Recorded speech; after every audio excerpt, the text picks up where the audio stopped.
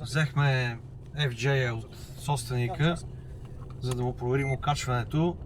След изминати от него около 2000 км по черно и ще ви подведа точно колко по асфалт. В момента сме на комфорт, времето е сухо, по едни баири сме. Целта ми е да проверя при малко по-висока скорост как се държи колата на спорт.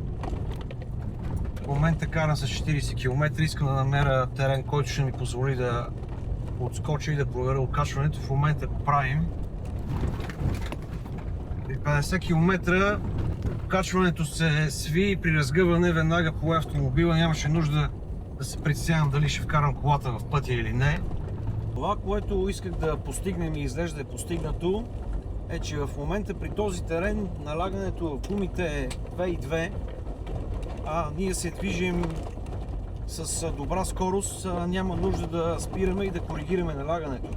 Тоест, както си караме по асфалт и решаваме да хванем по черно пресечен терен, просто ползваме функциите за омекотяване и твърдяване, които адекватно реагират на мига, и така вместо едно спиране се получава едно удоволствие от шофирането.